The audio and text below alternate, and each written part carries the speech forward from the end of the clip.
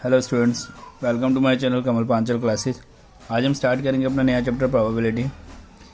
ये चाहे आप 9th में हो, चाहे 10th में, 11th में या 12th में, या कोई आप ग्रेजुएशन कर रहे हो, मतलब बी.कॉम कर रहे हो, या कोई भी मतलब जहाँ पर भी आपका प्रोबेबिलिटी आता है, उन सभी के लिए आज वाली क्लास बिल्कुल बेसिक की क्लास रहेगी। सभी के लिए इम्पॉर्टेंट रहेगा। बहुत स्कूलों में 9th में प्रोबेबिलिटी आता है, but mostly probability 10th class से इंट्रोड्यूस होता है मोस्टली स्कूल्स में, लेकिन कुछ बोर्ड्स में 9th क्लास में भी प्रोबेबिलिटी आ जाता है। तो सभी के लिए बहुत इंपॉर्टेंट रहेगी, तो ध्यान से पढ़ेंगे। तो सबसे पहले हम पढ़ेंगे प्रोबेबिलिटी का। देखो, प्रोबेबिलिटी का मतलब बेसिकली क्या होता है? पॉसिबिलिटी, किसी भी चीज़ के होने के चांसेस। ठीक है, तो किसी भी चीज़ के होने के चांसेस को हम मैथ्स में किस तरह निकालते हैं? प्रोबेबिलिटी से निकालते हैं। तो प्रोबेबिलिटी का हमारे पास जो फॉर्मूला होता है, इसको इस तरीके से लिखते हैं, P ऑफ E। अभी E क्या है? ये कोई भी इवेंट हो सकता है जिसकी आपको प्रोबेबिलिटी निकालनी है। इसका फॉर्मूला होता है नंबर ऑफ आउटकम्स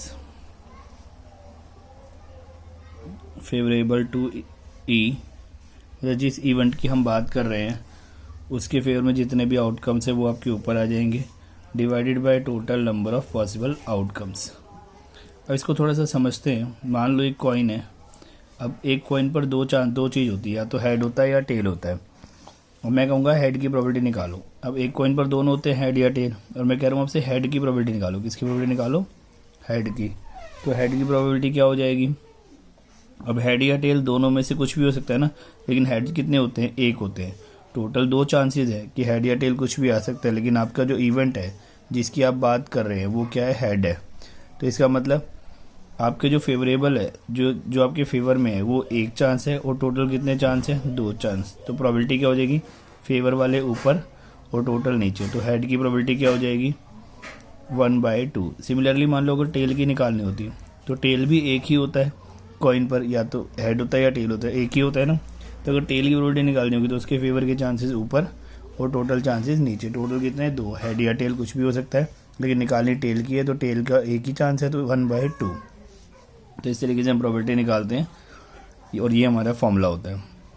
अब ध्यान रखना, किसी भी इवेंट की प्रोबेबिलिटी, कोई भी जिसकी हम बात कर रहे हैं, 0 से लेकर 1 तक ही होती है। या तो उसकी प्रोबेबिलिटी 0 हो जाएगी या 1 हो जाएगी। मतलब 0 से कम नहीं होती प्रोबेबिलिटी, और 1 से बड़ी नहीं होती। ये ग्रेटर देन का साइन है, तो 0 लेस देन आपका मतलब प्रोबेबिलिटी ऑफ E जो है वो 0 या 0 से बड़ी होती है, और 1 या 1 से छोटी होती है। ठीक है, उसके बाद एक चीज़ और याद रखना आप, कि जितने भी इवेंट्स बनते हैं किसी केस में, ये सिग्मा का साइन होता है, इसको सम बोलते हैं, जोड़। जितने भी इवेंट्स होते हैं किसी प्रोबेबिलिटी में, उन सब का सम कितना होता है? 1। कितना सम होता है? 1। 0 लिख दिया था गलती से। उनका सबका सम कितना होता है? 1 होता है। जैसे अब एक कॉइन की अगर मैं बात करता हूँ, तो या तो हेड होगा या टेल होगा। आपने हेड की प्रोबेबिलिटी निकाली, कितनी आई? 1/2।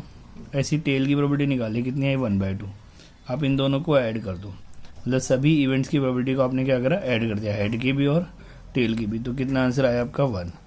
तो जितना कोई भी केस की हम बात करेंगे, अगर उसके सभी इवेंट्स की प्रोबेबिलिटी को ऐड कर दे तो हमेशा कितना आंसर आएगा? 1 आएगा। तो सिग्मा PE हमेशा कितना होता है? 1 होता है। उसके बाद एक चीज़ और समझेंगे, ठीक है? किसी भी इवेंट के होने की प्रोबेबिलिटी और उसके नहीं होने की प्रोबेबिलिटी हमेशा कितनी होती है? 1। जैसे समझते हैं, जैसे मैं फिर से कॉइन का केस ले लेता हूँ, इजी है। हेड या टेल आपने मान लो लिया, और आपने हेड की प्रोबेबिलिटी निकाली, कितनी? 1/2। तो हेड नहीं आने की कितनी हो जाएगी? देखो, एक कॉइन पर 2 ही चीज़ होती है, या तो हेड होगा या टेल होगा। आपकी हेड की प्रोबेबिलिटी 1, मतलब एक हेड है उस पर, और नहीं हेड का मतलब जो हेड को छोड़ दो। तो हेड या टेल में से अगर मैं हेड को छोड़ दूँ तो टेल बच गया, तो मतलब नहीं आने वाला भी एक ही है अगर मैं हेड को छोड़ दूँ। नॉट हेड का मतलब क्या है? हेड को छोड़ दो। तो कितने फेवर में बच गए? इसके हेड हट गया ना, तो कितने फेवर में बच गए? टेल। हेड हट गया यहाँ से, कितना फेवर बच गया? टेल। तो फेवर वाला 1 हो गया। टोटल अभी भी कितने हैं? 2। तो देखो, ये 1/2 आई। हेड की प्रोबेबिलिटी कितनी थी? 1/2, और नॉट हेड की प्रोबेबिलिटी कितनी आई? 1/2। आप इन दोनों को सम कर दो, तो कितना आंसर आ गया आपका? 1। हाफ कितना होता है? 1 होता है। ठीक है, तो किसी भी इवेंट के होने और ना होने का सम क्या होता है? 1 होता है। अब ये जो प्रोबेबिलिटी होती है नॉट E, इसको हम कभी कभी ऐसे भी रिप्रेजेंट करते हैं, इस तरीके से बार लगा देते हैं इस इवेंट के ऊपर, या कभी कभी ऐसे लिखते हैं ई लिख के ऐसे डैश लगा देते हैं।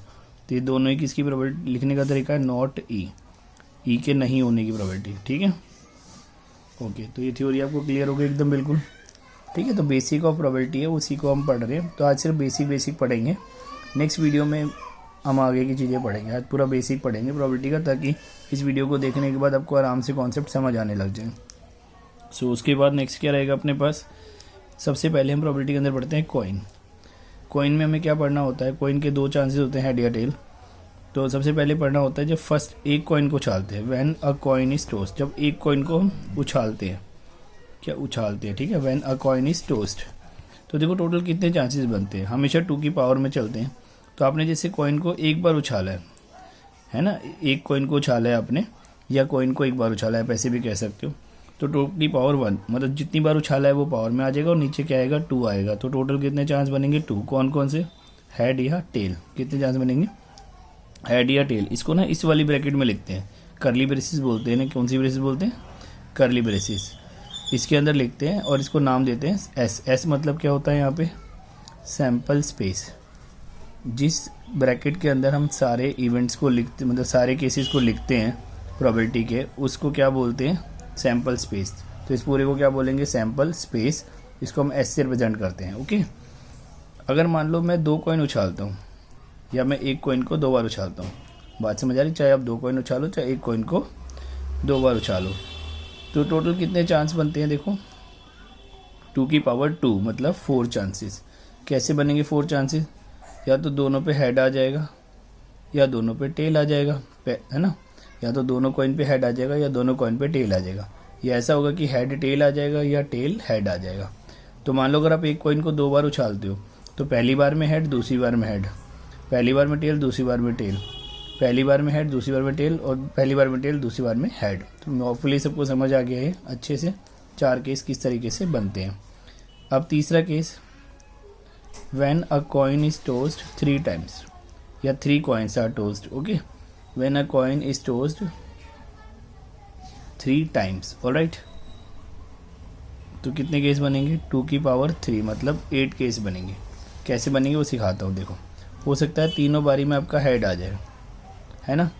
अब क्या करना है आपको, ये लास्ट वाले एच की जगह टी लिखना है, एच टी, मतलब लास्ट में क्या आ गया, टेल आ गया। अब इस टेल को उठा के सेकेंड पोजीशन पे लेके आना है, अब इस टेल को उठा के फर्स्ट पोजीशन पे लेके आना है। समझ आ गया, तीनों में हेड, आखिरी में एक टेल लगा दिया, इस वाले एच की जगह क्या लिख दिया, टेल लिख दिया। अब इस टेल को उठा के कहाँ ले आया मैं, सेकेंड पोजीशन पे ले आया, वहाँ पे हेड हो गया। फिर इस टेल को उठा के कहाँ ले आया, फर्स्ट पोजीशन पे ले आया। तो ये तो हेड वाले हो गए।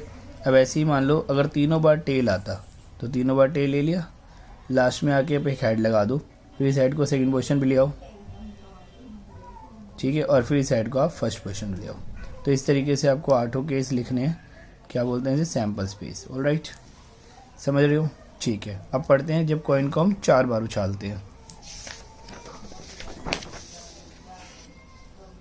Okay, now when coin is tossed 4 time, when coin is tossed 4 times, तो कितने केस बनेंगे, ये ऐसा है, ठीक है, 2 की पावर 4 मतलब 16 केसेस बनेंगे। ओके, अब इसको लिखने का एक स्पेशल मेथड होता है, वो सीख लो आप। आपको क्या करना है,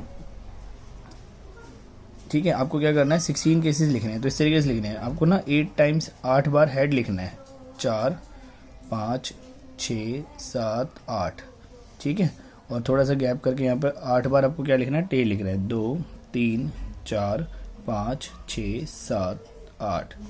ऑलराइट, 8 बार हेड लिखा, 8 बार टेल लिखा। अब हाफ कर दो, मतलब 8 था ना, अब हाफ कर दो तो कितना हो जाएगा, 4 हो जाएगा, ठीक है, 8 था ना, अब हाफ कर दो तो कितना हो जाएगा, 4 हो जाएगा। अब इसको 4 कर दो।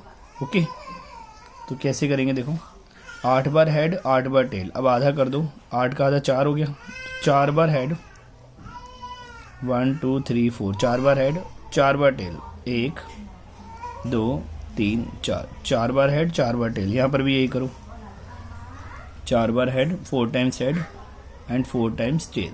ओके, ठीक है। अब फिर हाफ कर दो, 8 4, अब 2 कर दो, मतलब 2 टाइम्स हेड 2 टाइम टेल, तो 2 टाइम्स हेड 2 टाइम्स टेल, फिर 2 टाइम्स हेड, 2 टाइम्स टेल, ठीक है, फिर 2 times head, 2 time tail, 2 times head, 2 time tell.